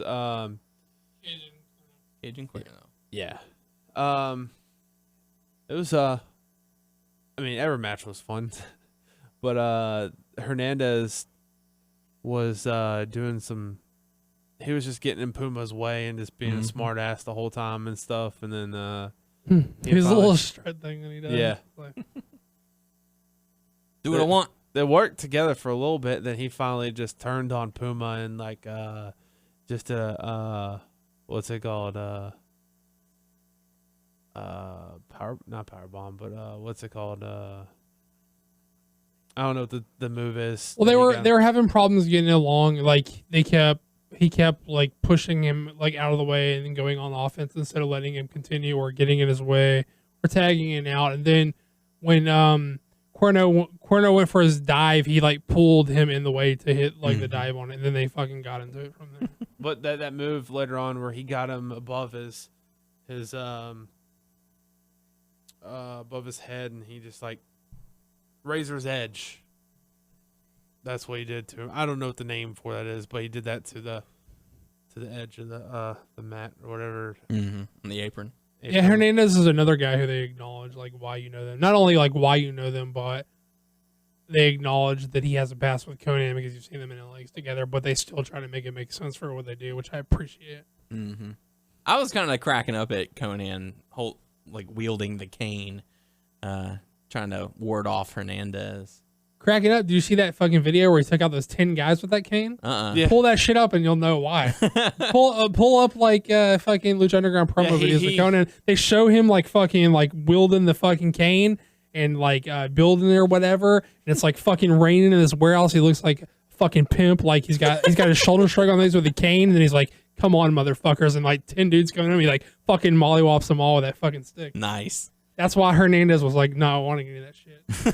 It's just like that same promo they did for Cage where like the dude hits him in the fucking head with like something. It just like cracks on his head and Cage just keeps beating everyone's ass. They do these fucking like Awesome. yeah, these like insane promos for all these dudes. Like those little 30-second clips for like that would run like in a commercial break on other shows. Fucking cool. But I don't know who gets the win on him. Is it Cuerno or Cage? It's Cuerno. Cage hits the Weapon X or the X Factor. Yeah, you're right. It's Cage, and then that was pretty much it. 1, 2, 3. Then they have the main event was Johnny Mundo versus Alberto El Patron. Mm-hmm. And yeah, you're right. Patron was definitely healing it up here. yeah, The fucking it gets me every time. Like when he had the fucking, you know, the Finley catch him in the apron thing. Like he did the catch him in the apron thing with the step up Izagiri while he was caught in the apron. Yeah. Fucking nasty. I gotta pee really bad. Can you finish talking about this? Okay. yeah. Told him to go before the show. I had a feeling that El Patron would go over Mundo. Yeah. All that stuff. So it's gonna be Hernandez. I think it's next week. Hernandez versus El Patron this week. Yeah, this week. And That's the bad thing is like we record on Tuesday and Lucha comes out on Tuesday. Yeah. So it's like we're talking about last week's this week. Well, this week has already aired for those who are listening. So it's like, man, you know, that's kind of a bummer. It's the same with NXT. You know, it comes out on Wednesdays, the same day that the show comes out. So, but yeah, it was a solid matchup between Patron and Mundo. They had good chemistry together. I was enjoying it. So, you know, that's another matchup that's gonna be fresh. I don't think I've ever seen Hernandez versus El Patron. yeah, it'll be good to see. All So- the fresh matches, man. I like seeing that shit. Yeah. I really do. So if you have El Rey Network or if you have a cable provider that can get you El Rey Network, definitely get the channel and make sure you watch it. Just 'cause- support it the best you can. You know, get more people to watch it and stuff because we don't know if it's gonna make it to a second season. Yeah. But If it doesn't, I really hope they release it on DVD. oh, at dude, I least. would buy that shit So. like that. Also, Did you guys talk about Mil Muertes come back at the end? Oh no, yeah. At the end, what's her name? Katrina. Yep. She was walking up to the casket. There was candles that lit by themselves or whatever, and then She had that rock that she. didn't she pour something on Mil Muertes? I think she just had the rock and then she licked him. Yeah, well, yeah, she licks stuff.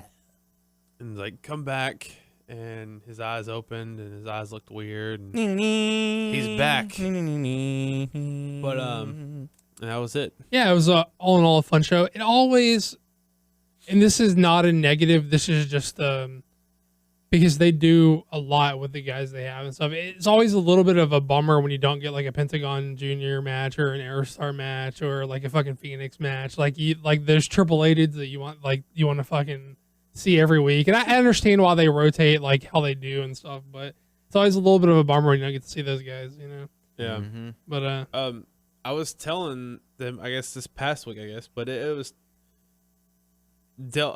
El Patron was on 2 different shows for that week. Yep. Double duty. ROH and Lucha. he main evented both shows. That's weird how Yeah. it works out. Yeah. Works out in favor for him, that's for sure. So that's how we close out Lucha. We've talked about Lucha, talked about Ring of Honor, let's talk about NXT. Did you get to catch it, Doug? Chicks, man. I did. You Let's did? do it. Tyler, did you get to watch NXT? Nope. Okay, well, the first matchup we got to see Charlotte going up against Emma. I for some reason I was thinking that they were going to give Emma the win on this, but it went to Charlotte instead. So I don't really know what they've got going for Charlotte at the moment. Seems to be in some weird like limbo. They're clearly focused on Sasha Banks with a title, and it feels like they're probably just like letting her like ride it out until they want to call her up or whatever. Yeah. But yeah, it's definitely a weird like spot for her. She's like, I don't want to say she's like done all that she can do because like those women tend to have like good chemistry with each other, all of them, and so she could have good matches with people every week. Yeah. Whatever.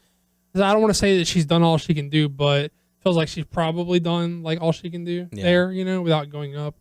But this was a fun like little match. It was fine. Like Emma had like a ton of like limb work, which specifically the leg. They didn't play off into the finish, but was pretty much the story of the match. But Yeah.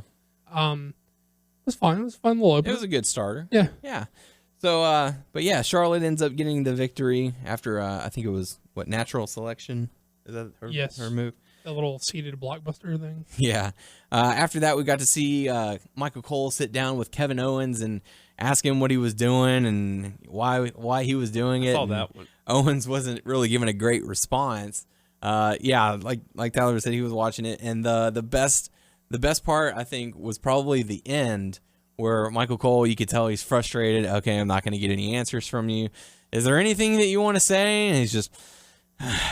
Follow me on Twitter, Fight Owens Fight. I thought you were gonna go with the. He's like, oh, thanks. I really enjoy your work on Raw. And, that too. Like he played that really well. I really enjoyed that interview with him. He's like, first off, you're not showing me the respect I deserve. I mean, hell, I've been NXT champion for 2 months, and you have yet to congratulate me on this.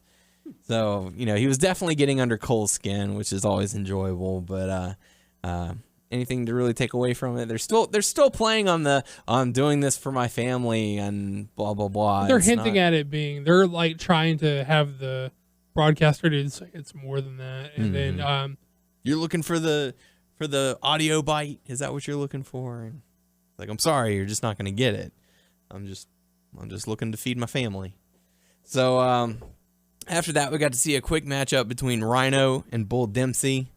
Emphasis on the quick. Yes. Rhino ends up getting the victory, grabs the microphone saying, there's a lot of people going around saying I'm an unstoppable force. There's also a lot of people saying there's someone else's unstoppable force. And what was it? Baron Corbin, I want you. And the fans go nuts. So, which I still don't see what they see in Baron Corbin. The office or the fans? Both. Yeah, me neither. It's just, we've had this talk about Rusev being this monster heel, and then once he lost it, detracted. And Rusev's like 20 times the worker that this dude is. Yeah, I mean he's known for having short matches, which at first Rusev was like that. He was known for having very short matches, but Rusev's legitimately good at this point. Like you can't deny Rusev's ability at this point. Right. So now they're like, let's have him face Rhino. Rhino will help him out. Pretty much. That's how it looks like it's going to be. It's probably going to happen at the Takeover.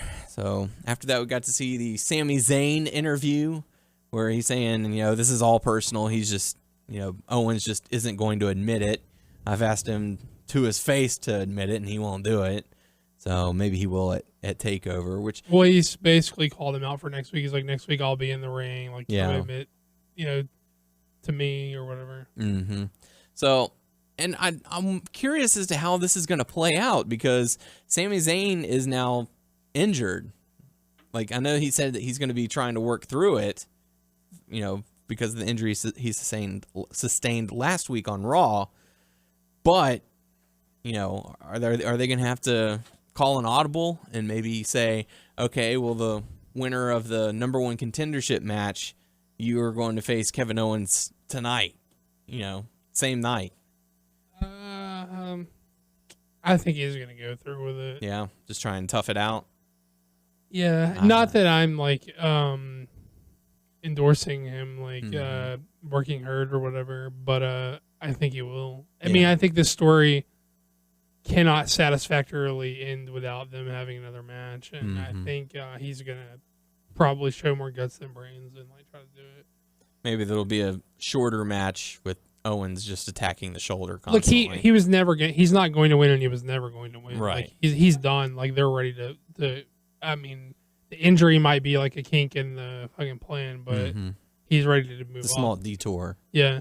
So, but another thing that concerns me for this, so technically, he just has to make it through that match, and they can put him on the shelf or whatever. Yeah, but the thing that worries me is the number one contendership match because Hideo Itami is also on the shelf. He suffered a shoulder injury, and I think they said he's going to be out 6 to 8 weeks, somewhere around there. Did you get the impression he was going to be the winner though?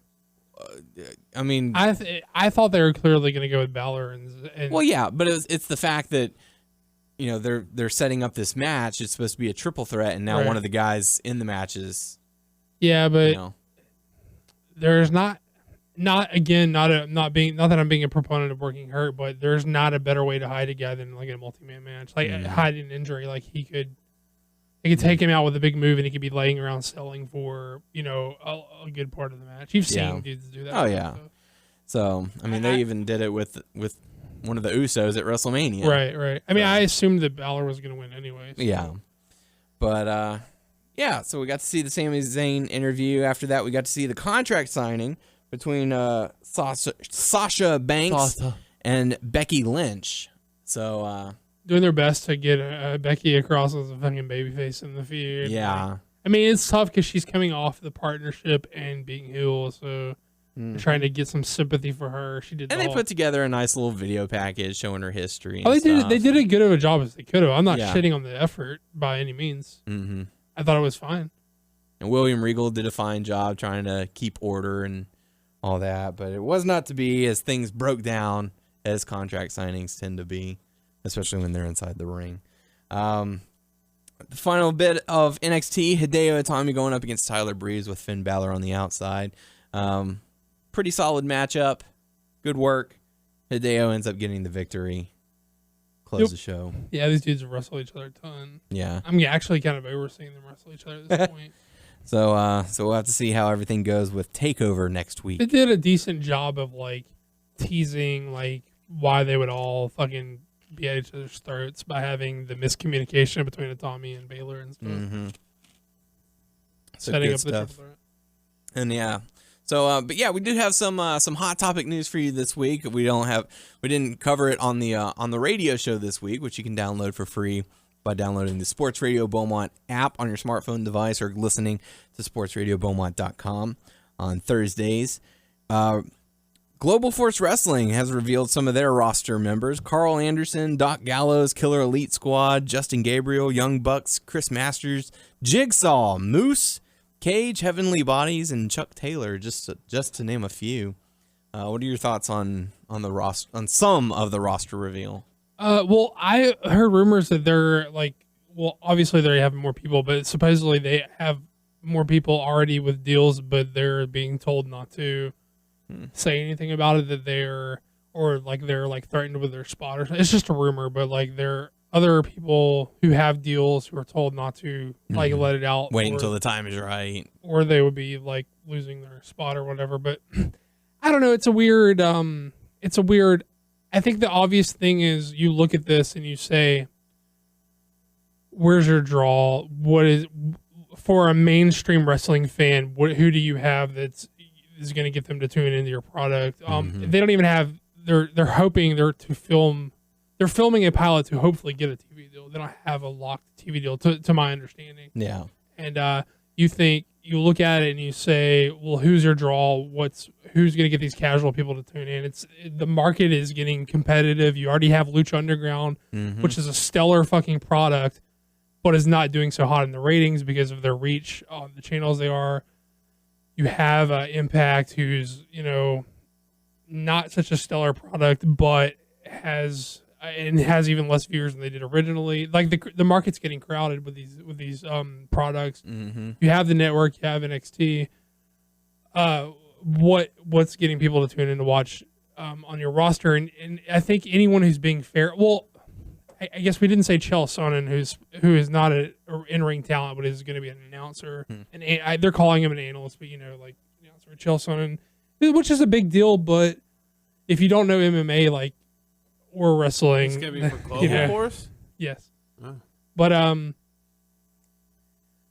you can look at it that way, and that's a perfectly fine argument to make. Who would it be? But then if you look at just the landscape of guys who are not signed, you would think that they did a good job of getting guys who aren't under deals elsewhere. They did a pretty good job of getting top talent who's not signed up. So you can make the argument from either side, and they're both logical. Yeah, it's just have to wait and see thing.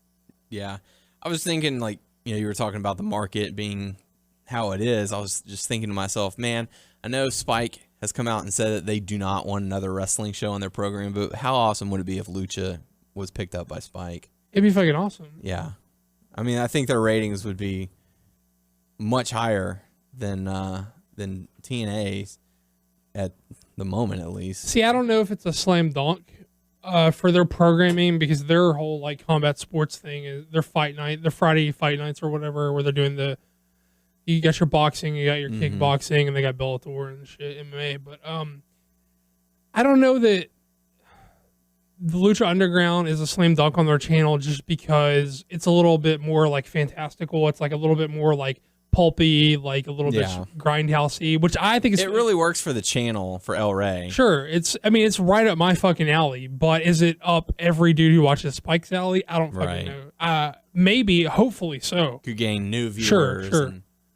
You would hope, but I don't know that it's necessarily a slam dunk just because they have that channel. Although they couldn't do fucking worse viewership with that. Spike has a lot of reach. I'm just trying to think of like the possible channels that they could be picked up by that would increase viewership that has a solid reach like Spike.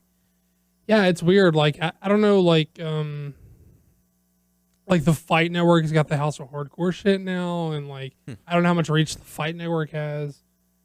I have to check my cable listing to see if I even have that channel.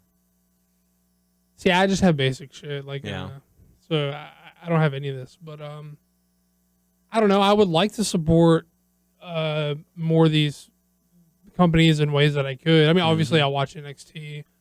I don't get TNA. I don't get Lucha Underground, but I find a way to watch them. But I'd like to, in particular, Lucha Underground. I'd like to have a way to support them financially, but they don't. They don't want to sell me any fucking merch, apparently. They don't want you to have a T-shirt. And I mean, they're not touring, so I can't buy a ticket. Although I'd fucking love to go to a show. Although it would be weird to see how they would even make that vibe on a tour. You know what I mean? Like how do you?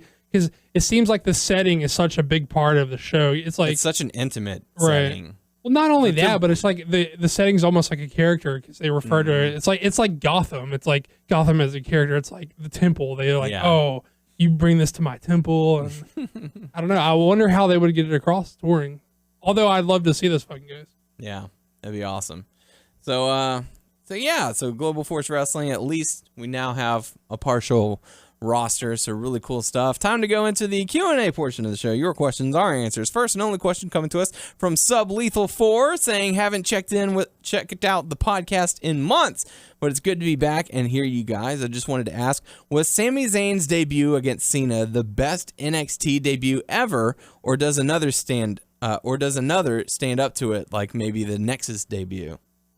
I think the Nexus was pretty banana. I mean, they fucked it up very quickly. Yeah. But the Nexus thing was just crazy. So fucking nuts, It's a different kind of debut, so the reasons you would like one or the other are different.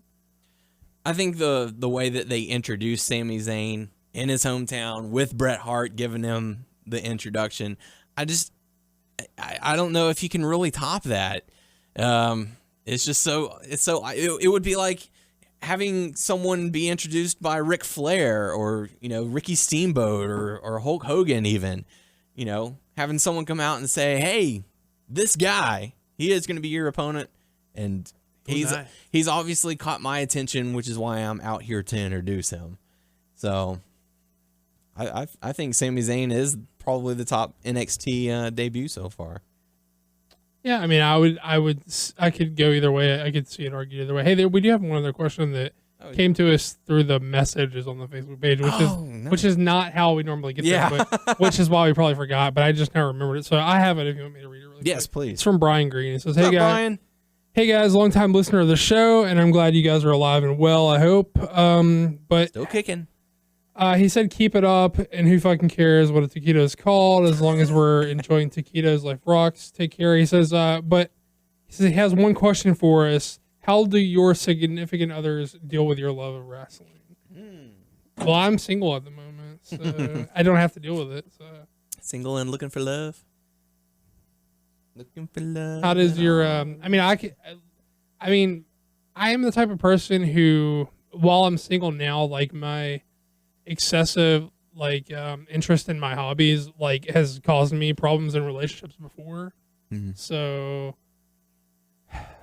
I mean, I'm the type of guy who has to explain to some poor lady like why the fuck I need to watch like 10 hours of wrestling a week, and she's like and no one will ever understand that because there is no logical reason why anyone needs to watch 10 hours of pro wrestling a week. It's just I'm a fucking weirdo.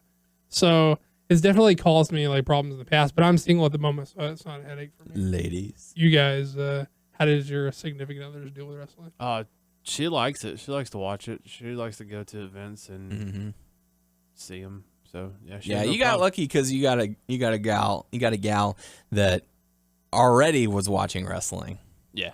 So it's a really cool stuff. Does she still support you in watching it and all that, or is she getting burnt out on it sometimes? I think she did get burnt out on it or whatever, but she's been watching it because like before we got married, she didn't watch it or whatever. So, but she'll watch it with me now. So because now that you are together and living together and all that, how's that going, by the way? all right, I guess. Yeah. We haven't moved into the house yet. Well, y'all get there. No This worries. month we will. Cool. I can't do that. For me, I was Go ahead. couldn't do what? Oh no, he said what? I can't do the shared interest thing with like a significant other. It becomes real competitive. I think like it's never happened to me with wrestling, but like when I was dating Casey, like we were both like really into music, and it always became like a competitive thing, like oh yeah, well what about fucking this type thing, or like oh yeah, well did you know that type thing, or oh what about this? It was like my best friends were like in a lot of bands like in the local scene, and she was like this sort of, she like booked a lot of shows for like touring talent, so it was like this like she was like a sort of part of the scene, and I was like attached to a part of a scene to where whenever we talked to each other about music and stuff, it was like real competitive and like snobby. So I don't think I could do it with someone like I hope I never like hook up with a girl who like likes wrestling, because it would be too fucking much. I'd just be like, no, you're fucking wrong. It would be too wrong. It'd be too competitive. It'd be too competitive. I don't know your shit, so shut up. I just want a girl who's gonna do her own thing now, and like I'm Right. gonna do my own thing. But I cut you off. Good. Nah, it's fine. For me, I got very fortunate because Kelsey was into UFC, not into wrestling. So whenever we first started dating, she was like, "Well, what are your interests?" I was like, "Well, I'm into wrestling," and she's like, "Oh, that fake stuff." I'm like, "Glad you're saying that to me because I can at least explain it to you, Yeah. as opposed to being like, it's not fake," doing all that stuff. And so I told her, I was like, will you watch one or two episodes with me so that I can explain it to you? If you're still not interested, totally cool. We don't have to watch it together. But if not, maybe you can get into it. So I sat there and, I told her what was going on in the storylines, how everything was evolving, what's happening in the match, why it's happening this certain way. I was basically giving her a crash course on all the secrets in wrestling. And, she got into it. She became a fan of Daniel Bryan. She became a fan of Sheamus until he chopped all of his hair off on the sides, and she's like, "No, he looks stupid. I'm not a fan." The Mohawk's fine. It's the braids and the beard that gets. Yeah, that too. She doesn't like that, but she doesn't watch it every week with me, which is it's totally fine. I get it. And as far as doing the podcast, her mindset was, listen, you were doing this long before I came along, and it's considered to be part of your job now that we're featured on the radio station. So she was like, I'm all for it. If you want to do it, go for it. I'm not going to tell you not to. See, the thing that always like the problems I always ran into, other than the why do you have to do it so often and for so long type thing, is like it's Monday night, we're living together, so what do we watch tonight? I was like, I'm assuming automatically we're watching Raw, and then she's like, no, you fucking watch that every week type thing. Like, this time we're gonna do this, and be like, nah, I can't fucking do it. What do you mean? And that's one of the great things about Kelsey is like, if she wants to watch something else, she'll leave and go in the other bedroom, or she'll set the DVR and watch it on her day off, because I work 6 days a week and she gets Thursdays and Sundays off, so she'll watch it on the days where I'm still at work, and she doesn't do the fucking no, we're supposed to be hanging out. It's, all right. No, we're very low key. We're very chilled. Where we're just as fine sitting on the couch watching TV as we are going out. Well, that's what I'm saying though. What if she's like, no, you watch Raw I'm gonna set a scene for you and you tell me how it plays out. Okay. You tell me too, Tyler. It's she's had a shit day at work and she's fucking has it known when you come home. It's been a shit day. She's like, tonight her show is on that she really likes, and sometimes she even gives it up for you. But this week she's fucking watching her show. And it fucking comes on at 7:00, and she's had a shitty day, and she expects her man to fucking accompany her watching her show at 7:00. How does this play out? Are you like, nah, I gotta do the podcast, I gotta watch the fucking show so we can talk about it on the podcast, or no, it's my shit, I can't miss it? Or if it's come down to that situation where she's like, I've had like the most stressful day, I just want to watch my show, and I want you to be here with me and watch it, I'll say, okay. Hand me the remote. I'll hit the record button for Raw, and I'll watch it whenever you go to bed. That's about the.